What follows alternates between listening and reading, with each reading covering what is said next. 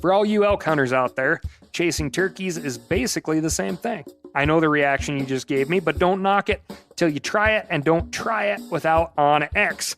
The Hunt app will not only help you find new areas on public ground, but I use it to find out landowner info to get permission on private ground that I see birds on as well. OnX Hunt has a special offer for you. Use code CAL to receive 20% off your membership at onxmaps.com/hunt and find more birds this spring. There's nothing like snook hook sets at dawn or catching a tarpon in the moonlight. Find your next fishing trip made easy on fishingbooker.com and experience the magic of the Sunshine State or any other destination on your fishing bucket list. Book a blue water adventure in search of sailfish or go snapper fishing with the kids. With over 6,000 captains and trips to choose from, planning your next one just got a whole lot easier. Download the Fishing Booker app on the Google Play or App Store, or visit them online at fishingbooker.com to book your trip today. I'm sure a lot of you guys remember the old ceremonial hunting tradition of eating the heart out of the first animal you kill. Meat from those organs are among the most nutrient-rich foods on the planet. You can get those same benefits your ancestors craved via convenient daily capsules from Heart and Soil. Find out more at heartandsoil.co. And remember, use code MeatEater for 10% off your purchase. From MeatEater's World News Headquarters in Bozeman, Montana, this is Cal's Weekend Review presented by Steel. Steel products are available only at authorized dealers. For more, go to steeldealers.com. Now, here's your host, Ryan Cal Callahan. You've heard of cat naps, but what do you know about penguin naps? Turns out, penguins may be better at micro-napping than cats or even college students, and they definitely aren't culpable in the eradication of any other species on our planet. Come here, little kitty, kitty, kitty.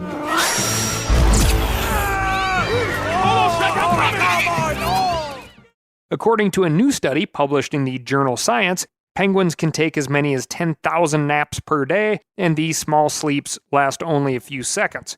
Researchers implanted devices into the head and neck muscles of 14 breeding chinstrap penguins nesting on King George Island in Antarctica. They combined this information with video recordings of the birds, which makes this data especially robust. They found that penguins nodded off more than 10,000 times per day for an average of about 4 seconds. That equals more than 11 hours of sleep in every 24-hour period, which is pretty good for any kind of bird or mammal. Humans are also able to sleep for only a few seconds at a time, as you've experienced if you've ever nodded off while driving. But before you start planning micronaps as a strategy for getting through finals week, you should know that researchers discourage drawing conclusions about how humans rest from this study. 5 or 10-minute naps have been shown to benefit people, but it's unlikely we get much out of a seconds-long snooze. Penguins, on the other hand, can stay rested using micronaps because, like those cute little tuxedos they wear, they don't really have any other choice. Sleeping for only a few seconds at a time allows them to be watchful of predators, which is especially important when they're staying put for weeks at a time on top of a clutch of eggs. So the next time you toss and turn all night and your better half asks, "How'd you sleep?" you can say, "Just like a penguin." No living creature has survived it, except the penguin. Hey, I know it's December 24th when this episode releases, so I just want to get some thank yous in there, some well wishes for a happy holiday. I really do hope that you folks out there with families have a wonderful, wonderful, wonderful Christmas and New Year. Happy holidays to you. I truly wish that you all get to have the joy and happiness that I get when I stare into the beautiful brown eyes of my bird dog when she retrieves a rooster, a goose, or a duck. Many of you may not get there, but I do hope that is something that comes true for all of you. Big, big, huge thank you to Phil Taylor, a man who's unbelievably talented and chooses to spend those talents on us and the Week in Review. Big, huge thanks to Phil, and big, huge thanks to Jordan Sillers The guy researches, writes, he's interesting, smart as a whip, and his work is extremely prominent here on this podcast. So big thank you to Jordan. Big heart on that fella, big brain to match, and get stuff done. So thank you both a ton, and thank you to all the listeners out there who subscribe to this here podcast and want to learn more every week. Couldn't do it without you. Huge part of the show, and keep writing in. We really appreciate it. So, okay, enough with this stuff. Merry Christmas, Happy New Year, or whatever it is you celebrate, and on with the show. This week, the crime desk, wolves, legislation, and the mail desk. But first, I'm going to tell you about my week. And my week was interesting as always. Found out that the tour bus life is not a great life. That's right. I flew into Cleveland to join the Meat Eater Live tour. If you attended a show, thank you very much. You were awesome. But the cycle of ending the show, climbing on the tour bus, which starts moving about 1 a.m. and stops sometime around 5 a.m., is not real conducive to sleep or general health. Pretty conducive to beer drinking, which, as we all travel independently so much, was a major plus. Being trapped in a bus with a bunch of your buddies is a great way to catch up on things. Makes me really rethink the long-held dream of mine to have an autonomous vehicle that would transport myself and the dog to hunting grounds. I'd be able to catch up on my reading, make good meals, get a full night's sleep, and arrive at the preset destination, rested and ready to hunt before shooting light. And that's why they're dreams, folks. Big highlight of the tour, aside from the ghost stories that go with each venue that I've always been, keen on picking up, was Lake Erie walleye fishing. Pretty darn wild how close to downtown Cleveland a fella can pick up a limit of large Walters. I bring this up because that famous guy, Jason, that we fished with, who yelled out, "We got weights and fish," famously, at the Lake Erie walleye tourney. Anyway, that dude, one of the pair of cheating walleye anglers, Chase Kaminsky, was just sentenced up to 12 months in jail plus 4 months on parole, and his son earned a year of parole for passing off movie money, as in not legal tender, at the 10-pin bowling alley there in Cuyahoga County. Forget it, Donnie, you're out of your element. More on that later, because we're moving on to the crime desk. A Montana sheriff pled guilty this month to illegally killing a mule deer buck. Treasure County Sheriff Will Seastrom killed a whitetail buck earlier in the season and tagged it with his general tag. Later, in November, Seastrom killed a mule deer buck, but he tried to use his wife's tag to make it legal. It's not clear how he was caught, but he was ordered to pay a fine of $870 and had his license suspended for 2 years. He issued a statement that said, quote, "I, like everyone else, am human and make mistakes as well. What matters is what we do after our mistakes. I have been taking the necessary steps to hold myself accountable for my actions and am accepting the consequences as they come." Seastrom was elected as sheriff earlier this year. We'll see if the voters take part in holding him accountable next time he's up for election. Someone killed 2 bear cubs last month in Oregon, left them to waste, and now the Oregon State Police are asking the public to help them identify the poachers. Details are still scarce, but the OSP says that on November 27th, a hunter reported finding a dead bear cub just off U.S. Forest Service Road 77 in the Keating Wildlife Management Unit. Anyone with knowledge of this incident is encouraged to contact the Oregon State Police Dispatch. The Oregon Hunters Association is offering a $600 reward, and the Department of Fish and Wildlife is offering 4 hunter preference points for information that leads to an arrest or citation. Last year, 2 poachers who shot a pair of bear cubs in Oregon were ordered to pay $15,000 in damages and lost hunting privileges for 3 years. In New York, a Sullivan County man and his wife received citations for illegally killing a buck and then purchasing tags after the fact. Officials haven't released the man's name, but they found him because he posted about it on social media. He shot the 4-point buck in Wildlife Management Area 3K, but that WMA has an antler restriction of at least 3 points on one side.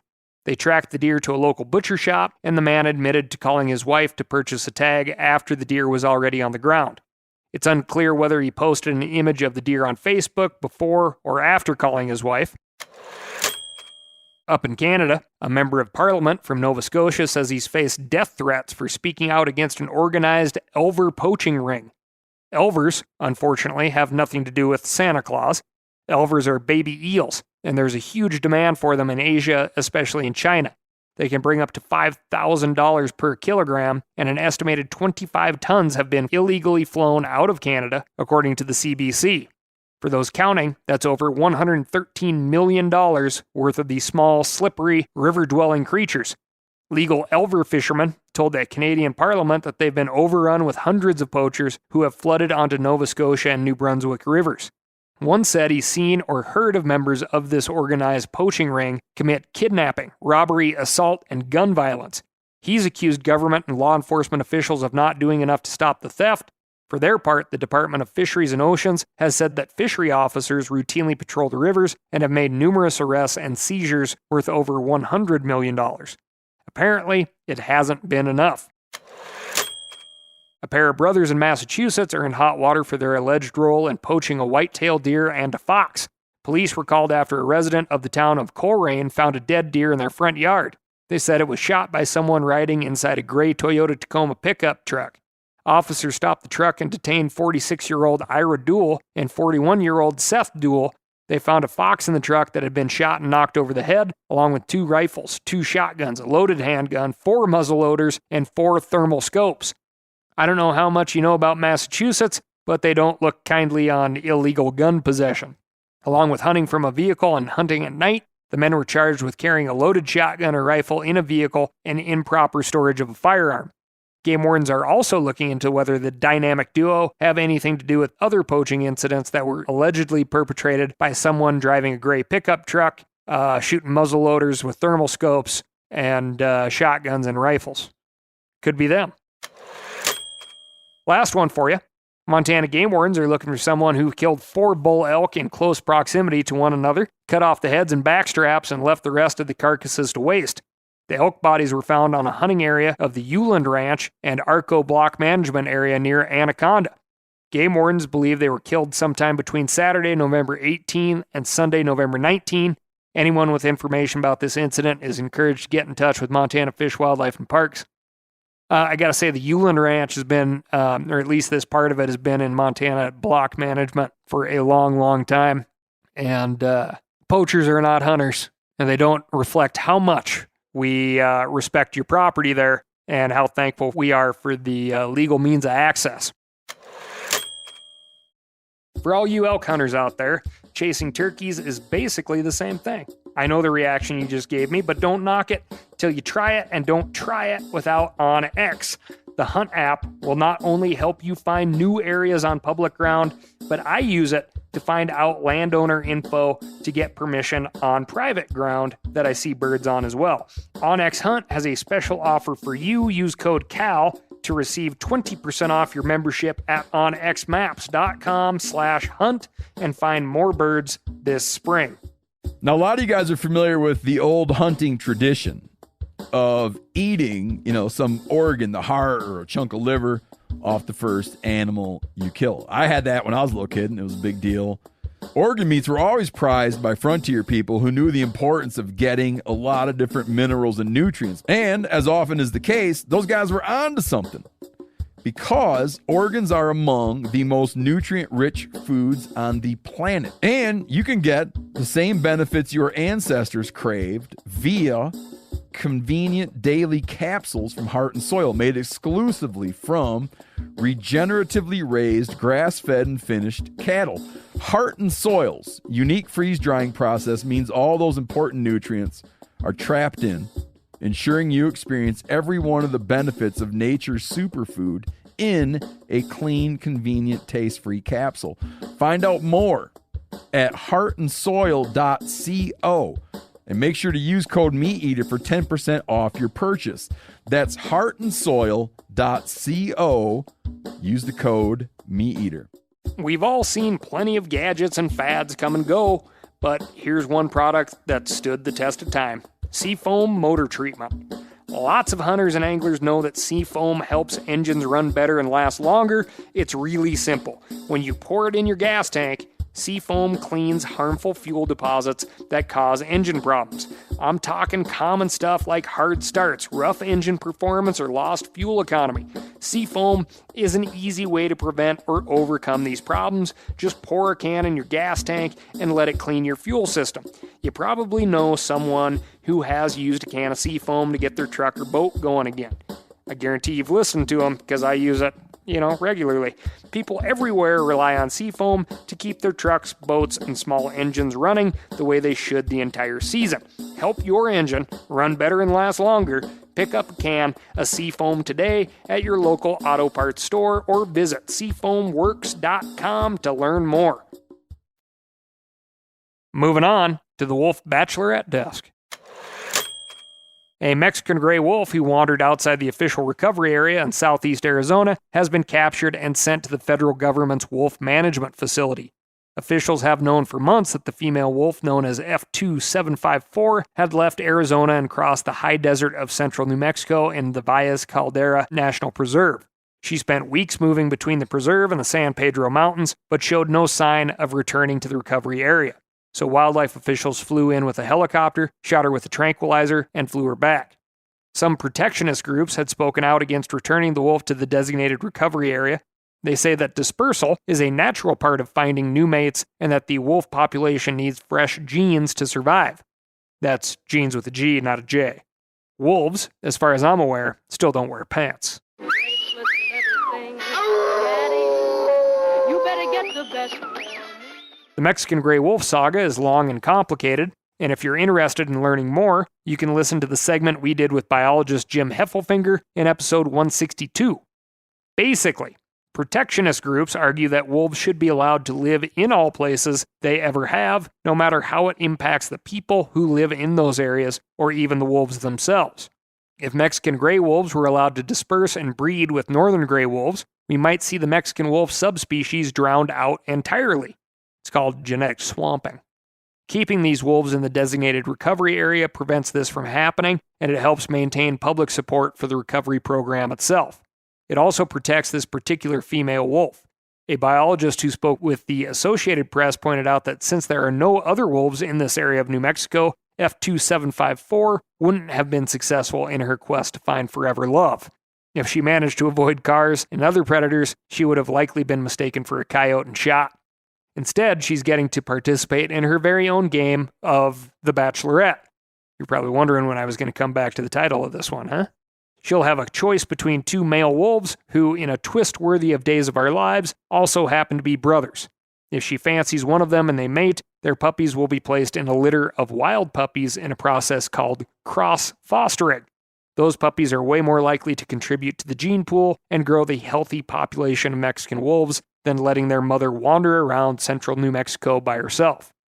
Good luck, F2754. The dating scene can get pretty wild. Moving on to the legislative desk. A bill recently introduced in the Florida legislature would allow residents to kill black bears in self-defense.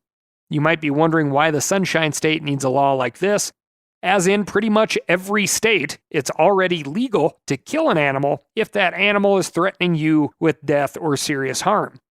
Earlier this year, a Florida man killed a black bear because he said it charged him, and he did not get in any trouble because it was deemed self-defense. This bill sounds redundant, but it actually expands the scope of situations in which Floridians can legally kill black bears. The bill says that the bears can be legally killed, quote, if a person feels threatened and believes that using force is necessary to protect him or herself. Feeling threatened is a much lower bar than fearing for your life, which is usually the standard. When asked to clarify what he meant by threatened, the bill's author, Representative Jason Schoaf, said, quote, you know it when it's happening, and everybody that I know knows when they're being threatened. Animal rights groups have come out in opposition to this bill, and it's easy to imagine someone claiming to feel threatened by a bear who just wanders into their yard. On the other hand, Schoaf says his constituents in North Florida are facing an unprecedented number of black bears in their communities. He says that one young girl has been mauled. Bears routinely break into homes, and many residents have hit bears with their cars. He claims that attempts to manage the bear population have been unsuccessful, and he's trying to give his constituents a way to protect themselves. The bill expressly excludes those who bait bears or incite them to attack. and it only applies on private property. Residents won't be allowed, in other words, to leave a pile of apples in the woods and then when a bear shows up, claim they were threatened. Those who kill a bear under this statute will also not be allowed to keep any part of the bear, and they must notify the Florida Wildlife Commission within 24 hours of an incident. I'm sure hunters in Florida would love to step in and help this problem, but bear hunting in Florida is a contentious issue. Bears were removed from the state's threatened species list in 2012, and current estimates put the population at 4,050 individuals. The state held a hunt in 2015, but hunters reached their quotas after just 2 days. Rather than be encouraged that the population was even larger than expected, which is a good assumption if a hunt goes well, the general public freaked out. They hammered the commission with angry messages, and the state hasn't held a hunt since. One might argue that bills like this are the result of a refusal to use hunting to manage a wild population. Hunting doesn't resolve all bear conflicts, but it is a useful tool in managing the number of Bruins in a particular area. Now, it looks like the legislature might step in with their own solution. The Agriculture Conservation Resiliency Subcommittee passed this self-defense bill on a 12-4 vote. It now heads to the Agriculture and Natural Resources Appropriations Subcommittee. We'll keep you in the loop there. If you live in Florida and would like to weigh in, the bill number is HB 87 in the House and SB 632 in the Senate. We'll post links at themeateater.com/Cal. The Massachusetts legislature is once again considering lifting the ban on Sunday hunting. Hunting rights advocates have successfully overturned bans in other states, but Maine and Massachusetts have refused to budge. But hunters aren't alone. Farmers in Massachusetts are also speaking out in favor of lifting the ban as deer densities rise far beyond objectives. There are about 100,000 deer in the small state, and some areas are seeing as many as 50 deer per square mile. For context, most biologists consider a healthy deer density to be in the 5 to 15 range. Farmers say that this overpopulation combined with drought have eliminated much of the forage in the surrounding forests, and deer are decimating their crops. Opponents of lifting the Sunday hunting ban say that hunters can already hunt 6 days during the week, even though hunting in Massachusetts is limited to archery, shotguns, and primitive firearms. Some say they are afraid of getting shot during the hunting season. They like being able to hike or bike on Sundays without having to be worried about running into someone else trying to stalk a deer. They also say that if the goal is to lower the deer population, 1 extra day isn't going to do much good. Hunters, on the other hand, point out that no non-hunter in Massachusetts has ever been injured from archery hunting or killed from hunting of any kind. While 1 more day a week might not sound like much, it could double the amount of time many hunters spend in the woods. If you're limited to hunting only on the weekends, as many hunters are, adding 1 extra day could dramatically increase the number of deer taken during the year. Bills to remove the Sunday hunting ban come up in Massachusetts almost every year, and they haven't been successful so far. We'll see if anything changes this year. If you'd like to weigh in, there are 2 bills right now in the House, H877 and H912. Get in touch with your state reps and let them know that it's time to join 48 other states and let hunters hunt all 7 days of the week. Up in Vermont, legislators are considering a bill that would make it illegal to use dogs to hunt coyotes or black bears. Current laws allow hunters to use dogs to go after both species as long as they obtain a permit from the Game Commission.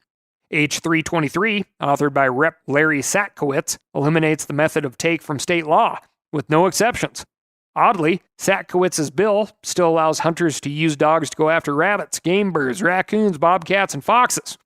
I guess those animals aren't as important to the legislator. Moving on to the mail desk. Americans aren't the only ones concerned about changes to hunting and fishing regulations. Listener Scott Patterson wrote in to tell me about a new bill in Scotland that ended all closed seasons for male deer in the country. In other words, Scottish hunters can now legally shoot male red, sika, and roe deer year-round. Scott is a recreational hunter who manages a small area of a newly established woodland, and he's happy about the rule because it allows him to keep the population on his property in check and control damage from browsing. However, he says that Scottish gamekeepers and landowners are in an uproar, which could be a real joke when, red snags roar. Anyway, they're worried that all male deer will be shot in the name of landscape management.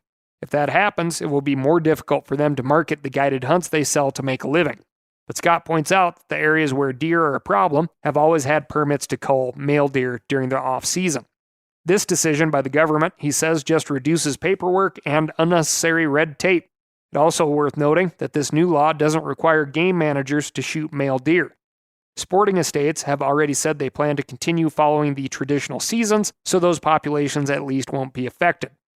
Good luck to all of our fellow hunters in Scotland. I've never tried haggis from wild game, but I hear it's delicious. Haggis, for all you other Callahans out there, is the national dish of Scotland. It's a meat pudding made from a sheep's heart, lungs, and liver mixed with oatmeal and spices. If you've tried it with venison or other wild game, let me know how it was by emailing askcal@themeateater.com. For everyone else, don't forget to send me your best wildlife stories, legislation, and comments on the show to the same address. That's askcal@themeateater.com. We love hearing from you, so write in and let us know what's going on in your neck of the woods. On top of that, don't forget to visit www.steeldealers.com. Find a local knowledgeable steel dealer near you. They're going to get you set up with what you need, and they won't try to send you home with what you don't. Thanks again, and I'll talk to you next week.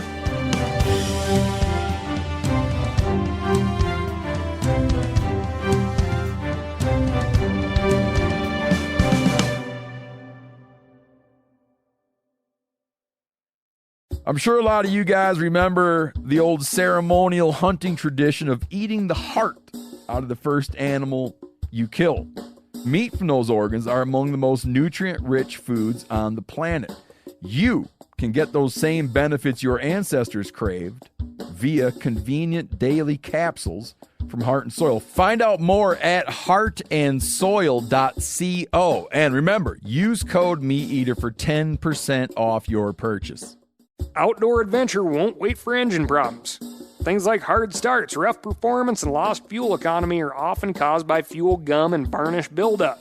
Seafoam can help your engine run better and last longer. Simply pour a can in your gas tank. Hunters and anglers rely on Seafoam to keep their engines running the way it should the entire season. Pick up a can of Seafoam today at your local auto parts store or visit seafoamworks.com to learn more. That's seafoamworks.com to learn more.